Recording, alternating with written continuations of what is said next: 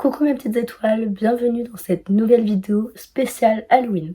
Je vous préviens d'ores et déjà que j'ai des petits soucis de voix, donc je suis vraiment désolée pour toutes les petites coupures qu'il pourrait y avoir ou si vous ne m'entendez pas super bien. Il y a beaucoup de chaînes qui vous proposent de nombreux livres à lire pour la période automnale halloweenesque ou même de films et séries et je me suis dit mais personne ne parle de Disney et vu que je suis une grande passionnée de Disney, comme on peut le constater à mon super suite qui est du coup parfait pour cette petite vidéo, je voudrais vous présenter les Disney qui me sont tout de suite venus en tête pour cette période. Je vous présente tout d'abord ceux que j'ai vus. Et après il y a aussi ceux que je n'ai pas vus mais qui sont vraiment classés dans Halloween, donc je vous conseillerais aussi. Mais du coup nous allons commencer par l'étrange Noël de Monsieur Jack. Je sais, vous allez me dire, ça parle de Noël, mais quand on voit les décors et quand on voit déjà le personnage de Monsieur Jack, je vais pas vous mentir que moi je le classe plutôt vers Halloween parce que à Noël je regarde pas ça, hein. Moi ça me fait peur sinon. Donc dans l'étrange Noël de Monsieur Jack, c'est donc Monsieur Jack, un squelette devrais-je dire, qui cherche du coup à connaître la magie de Noël parce qu'il vit dans une ville assez étrange, comme on peut le dire dans le nom, et donc du coup il va tout faire pour un petit peu égayer sa ville et du coup sa maison. Si je le trouve parfait, comme je vous l'ai dit, c'est par rapport à l'ambiance qu'il y a, par rapport les musiques, je sais plus exactement parce que je vais pas vous mentir, je l'ai vu une ou deux fois dans ma vie, mais je suis pas extrêmement fan de ce film parce que il est, je sais pas, il est pas si good vibe parce que ça c'est censé parler de Noël, mais moi je trouve que ça fait pas du tout Noël. Et donc du coup il va aussi y avoir une petite histoire d'amour avec une certaine Sally. Elle aussi fait beaucoup plus Halloweenesque que Noëlesque. Je sais pas si ça se dit. Mais bon, vous m'avez compris. Donc voilà, c'est pour ça que je pense que ce film peut vraiment être parfait du coup pour la saison. Ensuite, cette fois-ci, j'ai pensé à un film qui a été réalisé il y a quelques années de ça déjà. Je vois pas le temps passer, mais je pense que ça fait déjà au moins 5 ans qu'il est paru. Il s'agit donc de Maléfique, qui est un peu l'adaptation côté méchant du coup de La Belle au Bois dormant. Parce que de base, Maléfique est l'antagoniste dans La Belle au Bois dormant et du coup, elle a été reprise, mais du coup sous une forme beaucoup plus positive que nous pouvions l'avoir par exemple dans La Belle au Bois dormant, qui du coup est vraiment vue comme la méchante puisque c'est ce qu'elle est techniquement, et du coup dans le film Maléfique elle est vraiment pas si méchante que ça et on peut comprendre son point de vue et pourquoi elle fait tout ça. Alors pourquoi je le mets du coup dans le côté halloweenesque, plutôt automnal devrais-je dire, alors qu'en fait ça se passe au printemps. Donc en fait pour le moment je vous présente des films qui n'ont aucun rapport, vous allez me dire, mais je trouve qu'ils en ont un puisque du coup elle est quand même habillée tout en noir, c'est une antagoniste, c'est-à-dire qu'on est du point de vue du méchant et du coup déjà ça c'est trop chouette, et du coup avec tous les petits coups fourrés qu'elle peut faire ou même tout, pas la violence puisqu'il n'y a pas vraiment de violence, mais tout ce qui peut se passer dedans, eh bien je pense que ça peut justement rentrer dans une vibes un petit peu automnale. Bon, je vous l'accorde, c'est pas celui qu'il faut regarder en premier dans le thème automne Halloween, c'est sûr c'est pas le meilleur, mais ça reste un film extraordinaire que j'ai adoré. Ensuite nous allons rebasculer côté dessin animé et je voudrais vous parler de Alice au pays des merveilles, qui cette fois-ci est un petit peu plus automnale quand même, puisque du coup je sais pas si je vous refais un petit peu l'histoire d'Alice au pays des merveilles, mais c'est une jeune fille qui va passer dans une porte et en fait elle va se rendre compte qu'elle rapetisse au fil du temps et elle va découvrir un univers très haut en couleurs avec des choses assez particulières. Elle va y rencontrer un chat assez particulier, un chapelier fou, mais aussi la reine de cœur. Celui-ci je le trouve vraiment parfait parce que l'univers est fait de sorte à nous mettre un petit peu, je sais pas si c'est fait exprès de nous mettre un peu mal à l'aise, mais je vais pas vous mentir que ce film, pour moi qui est vraiment, j'aime beaucoup l'histoire mais en même temps elle est un peu terrifiante et on se dit c'est quand même étrange tout ce qui a été imaginé. On pourrait quand même se demander si Alice elle l'imagine pas, si finalement elle vit tout ça, si elle hallucine pas un petit peu, enfin voilà, il y a plein de trucs, on peut se poser des questions, mais en même temps je trouve que par exemple le chat ou même la chenille qui fume, enfin vraiment moi je les trouve pas terrifiants, mais le chat un petit peu quand même. Donc je pense que pour les petits il peut faire peur. Donc vraiment faites attention à quel âge vous montrez ça, parce que moi quand j'étais petite je vous avoue que je voulais pas regarder parce que ça faisait trop peur, hein. Mais du coup il peut vraiment être classé dans le côté Halloween et tout ça grâce au chat ou à cause du chat qui est vraiment terrifiant. Je vous mettrai une petite image du coup du chat parce que il est quand même pas tout seul dans sa tête à mon avis et il fait un petit peu flipper quand même. Le quatrième que je voudrais vous présenter, c'est cette fois-ci avec une princesse. Il s'agit de Rebelle et vu que ça se passe en Écosse, c'est vraiment la saison en fait de l'automne. Enfin pas parce que c'est l'Écosse, mais c'est aussi parce que c'est la saison de l'automne. Et vraiment je trouve que tout l'univers qui a été créé autour de Rebelle, que ce soit par la légende qui est mise en œuvre, etc. Les décors, mais aussi les ours, puisque du coup nous allons suivre une protagoniste qui ne veut pas devenir, qui est princesse mais qui ne veut pas se marier et donc assumer pleinement son rôle de princesse. Et de ce fait, elle va chercher par tous les moyens à se défaire de tout ça, jusqu'à en faire avaler une espèce de poison maléfique à sa mère qui va se transformer en ours. Ça va vraiment être une belle histoire d'amour et d'amitié, mais en même temps qui peut être un petit peu effrayante du côté de l'ours, pas forcément que de la mère, mais il y a aussi un passage que j'ai bien en tête qui fait vraiment flipper. Et en fait, il y a plein de trucs qui peuvent nous plonger un petit peu dans cette atmosphère automnale, notamment avec les feux follets. Et moi, j'aime vraiment trop, je trouvais ça passionnant quand j'étais petite. Enfin, petite, j'étais déjà grande, mais bon, je suis toujours fan de Disney, ça vous l'avez compris. Et du coup, en plus du château, en plus de l'Écosse, des ambiances, etc., il y a plein de petits éléments qui peuvent nous ramener à l'automne. Et c'est pour ça que vraiment, je le trouve parfait pour cette saison. Ensuite, je voudrais vous parler d'un film qui est sorti il y a fort longtemps, j'étais même pas née quand il est sorti. Il s'agit de Rox et Rookie, donc le premier, en tout cas, film. C'est une très belle histoire d'amitié entre un renard et un chiot qui, en fait, vont grandir ensemble, etc. Ça va se passer en automne et en fait, ce film est trop mignon, en tout cas au début. La fin, je vous avoue que je m'en souviens pas spécialement, mais je veux pas m'en souvenir parce que, je sais pas, il y a quelque chose d'assez nostalgique qui me reste et j'ai peur, mais en même temps je sais qu'il y a un deuxième, donc normalement tout se passe bien. Mais du coup, le chiot en fait vit avec un chasseur et il est élevé pour chasser. Sauf que du coup son meilleur ami c'est un renard.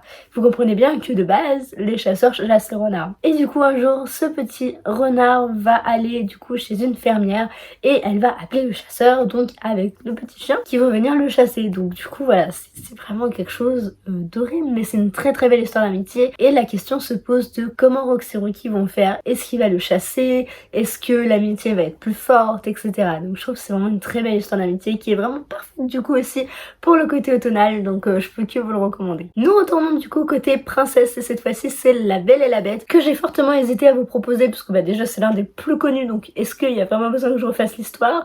Je ne sais pas, mais j'ai décidé de vous en reparler puisque dès le début en fait ça nous montre une ambiance très automnale. Après il y a aussi le côté avec la bête, donc forcément ça fait aussi très automnal, même si un passage ils sont dans la neige, donc en fait je pense que c'est un peu entre justement l'automne et l'hiver, donc c'est vraiment à cette jonction. Donc je pense que on peut le classer un peu dans les deux. Enfin moi je le mettrais à toutes les saisons dans tous les cas parce que ce dessin animé est vraiment formidable. Enfin moi j'ai adoré, enfin c'est un classique hein clairement. Donc c'est pour ça que je peux forcément que vous le recommander. Mais du coup il peut quand même rentrer aussi du coup dans le côté automnal comme je disais, puisque ça se passe un petit peu en automne au début. Parce que il y a une bête quand même, enfin la bête. Il y a aussi toute l'histoire de la malédiction etc. Et du coup je pense que justement tout ça ça peut être parfait pour se mettre doucement dans le côté automnal sans se faire peur. Enfin moi j'aime pas forcément avoir peur hein. C'est pour ça que je regarde des Disney et parce que je suis totalement fan hein, voilà. Vraiment je ne peux que vous recommander du coup de regarder celui-ci aussi puisqu'il rentre vraiment dans le côté automne sans souci. Et du coup, côté film que je regarde pas à cause des antagonistes, eh bien je vous présente le Blanche-Neige et les 7 nains que vraiment j'ai énormément de mal à voir. Bon après il faut savoir que c'est quand même le premier long métrage de la plateforme, du coup de tout l'univers Disney qui est paru en 1937. Donc avant ils avaient fait beaucoup d'autres films courts métrages, mais là c'est vraiment leur premier long métrage et ça se ressent beaucoup notamment sur l'histoire, sur la graphie, sur beaucoup de choses en fait. Je trouve que ça se ressent énormément, mais en même temps c'est un peu un incontournable parce que quand on est fan de Disney on ne peut que le regarder au moins une fois dans sa vie parce que c'est quand même un classique, ne nous le cachons pas. Du coup, pourquoi je l'associe à cette catégorie de automne Halloween? Et bien tout simplement parce que la méchante reine, je sais pas comment elle s'appelle, parce que je vais pas vous mentir, je l'ai vue une ou deux fois dans ma vie, mais je suis traumatisée de la sorcière au point que un certain passage en fait il se passe quelque chose avec elle, je ne regardais pas parce que j'avais trop peur, j'étais terrorisée quand j'étais petite et je pense que mes traumatismes sont toujours là parce qu'il y a des moments je m'empêche de les voir parce que vraiment je ne peux pas, je n'aime pas spécialement le personnage de Blanche-Neige à cause de la sorcière. C'est quand même grave hein. Je suis un peu barrée dans ma tête, ne nous le cachons pas, mais du coup celui-ci vraiment je le trouve mais pile poil dans le thème d'Halloween puisque la sorcière est terrifiante. Blanche-Neige et les 7 nains, bon voilà, c'est un peu ambigu, voilà, c'est quand même étrange aussi, et vraiment il me terrifie aussi, enfin, non, en vrai les 7 nains sont quand même mignons, mais quand on connaît le conte original, on se dit c'est horrible. Donc du coup j'ai encore plus de mal à regarder Blanche-Neige maintenant. Mais je vais pas faire un petit débat là-dessus parce que si jamais il y a des enfants, j'ai pas été traumatisée avec tout ça. Mais il faut quand même savoir que de base les contes de Disney ne sont pas les vrais contes. Ils ont été beaucoup romancés, beaucoup transformés pour être adaptés aux enfants. Mais de base c'est pas ça, et quand on pense à l'autre, bah on voit plus les Disney pareil après. Mais si vous aimez avoir un petit peu de frisson mais sans avoir peur non plus, bah je vous recommande Blanche-Neige vraiment parfaitement parce qu'il est pile poil dans le thème. À côté Cruella c'est cadeau, hein. Moi j'ai pas eu peur du tout. Mais c'est plus automnal que je trouve. Mais alors là, Blanche-Neige, pour moi, c'est clairement Halloween. C'est vraiment mon film d'horreur, si on veut. Enfin, j'extrapole un peu, mais voilà. Du coup, c'est vraiment pour vous montrer à quel point j'ai été traumatisée et à quel point bah, je vous le recommande sans vous le recommander vraiment, parce qu'il est terrifiant. Et enfin, le dernier de ceux que j'ai vus, du moins, il y a Coco, que celui-ci est vraiment le plus parfait, je pense, pour cette saison. Que ce soit côté Halloween ou côté automne, puisque nous allons suivre un jeune garçon, Miguel, qui veut devenir guitariste. Sauf que dans sa famille, il y a eu un gros scandale. Il s'est passé un truc que du coup, des années après, se répercute encore sur la famille actuelle et la musique est interdite chez lui. Mais du coup, pour un musicien ou quelqu'un qui veut devenir musicien, c'est très handicapant d'avoir une famille qui refuse d'entendre de la musique et refuse qu'il en joue. Toute l'histoire va se passer du coup le soir del Dios de los Muertes, un truc comme ça. Je sais pas si je le dis extrêmement bien, je suis pas du tout espagnole. Je crois que c'est Dios, Dias, El Dia de los Muertes. Bon, je sais plus comment on dit. Et cela se passe au Mexique, donc c'est vraiment la tradition chez eux et c'est quelque chose d'énorme et en fait de très positif chez eux puisqu'ils rendent hommage aux morts et pas comme nous on le fait à Halloween, c'est pas quelque chose qui fait peur. En fait, c'est ça que j'aime vraiment beaucoup dans ce pays, c'est que ils font pas vivre les morts sous forme de morts vivants et de choses horribles telles qu'on peut l'avoir dans les pays plutôt occidentaux, mais vraiment, j'aime vraiment beaucoup leur tradition en fait de faire revivre les morts sous forme très positive. Ils leur rendent hommage, ils leur font beaucoup d'offrandes, etc. Et vraiment, c'est un sacre chez eux et c'est quelque chose de très beau, très positif. C'est vraiment la fête. Ils font plein de, donc comme je disais, d'offrandes, ils font de grosses tablées, etc. Ils mettent beaucoup de fleurs, enfin beaucoup de couleurs, etc. C'est très joyeux. Alors que chez nous, enfin tout ce qui est occidental ou anglo-saxon, eh bien en fait c'est souvent vu comme horrible, horrifique. Enfin pour nous en fait, Halloween c'est quelque chose qui fait peur. Mais moi j'aime pas ça. Du coup c'est horrible pour moi, je vais pas vous le cacher, que je suis terrifiée à l'idée de sortir un 31 octobre parce que j'ai trop peur qu'on vienne me faire peur et que je fasse une crise cardiaque sur le coup. Donc vraiment voilà, c'est pour ça que j'aime pas spécialement nos fêtes à Halloween. Mais en tout cas les fêtes du coup au Mexique, je trouve ça vraiment fabuleux en fait de rendre hommage ainsi aux morts et pas un peu de les enfoncer en mode ah c'est des morts vivants, ah il y a des clowns, ah il y a des squelettes partout. Enfin bon, c'est terrifiant, ne nous le cachons pas. Donc je sais que beaucoup aiment Halloween pour ce côté justement très terrifiant et horrifique.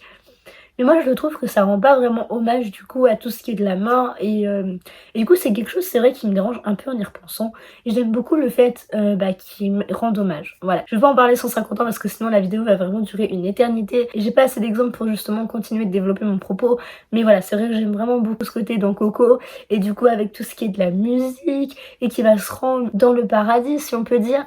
Enfin voilà, c'est vraiment quelque chose que j'aime beaucoup dans ce film et qui est vraiment du coup parfait pour la saison. Je pense que c'est celui qui est le plus proche de tout ce que j'ai pu vous dire dans la vidéo.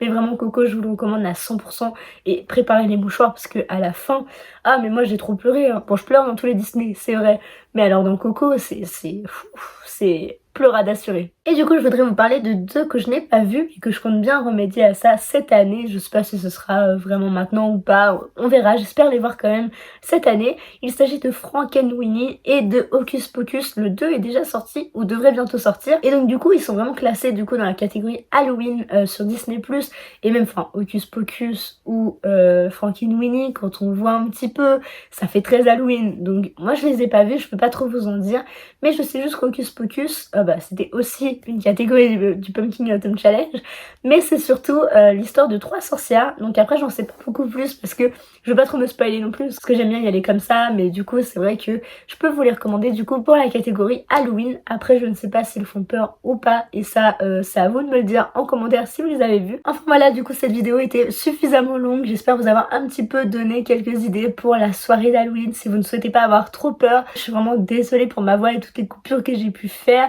Donc j'espère que ça vous aura plu, que je vous parle du coup d'une autre de mes passions que je mets pas trop en avant finalement, parce que j'achète pas de goodies, j'en regarde pas non plus tous les 4 matins, donc forcément je peux pas non plus faire beaucoup de contenu autour de tout ça, mais j'aimerais bien me mettre un petit peu plus à vous en parler parce que c'est quelque chose que j'affectionne beaucoup, et du coup là je trouvais que c'était l'occasion, puisque personne ne parle de Disney pour Halloween, mais moi je trouve que c'est justement l'occasion de mettre en avant certains films qui sont peut-être un peu oubliés ou qu'on n'a pas forcément connaissance ou qu'on n'avait pas envie de voir, et moi je voulais vous en conseiller quelques-uns. Je me suis beaucoup concentrée sur les dessins animés ou les antagonistes aussi, donc en film plutôt, mais il y a aussi beaucoup de films d'horreur, notamment sur Disney+, donc je vous laisserai aller voir tout ça par vous-même. Après vous pouvez les trouver en streaming, mais bon, chut, faut pas en parler de ça parce que c'est quand même pas très légal. Mais du coup voilà, j'espère sincèrement que ça vous aura plu. N'hésitez pas à me mettre un petit pouce en l'air, un petit commentaire si vous ne savez pas quoi mettre. Et bien puisque c'est Halloween, mettez une petite citrouille. Je vous remercie d'avoir pris le temps de m'écouter avec ce peu de voix. C'est le moment de vous dire un bonbon ou un sort. Passez un très joyeux Halloween et je vous fais plein de gros bisous et à très vite dans une prochaine vidéo. Bye!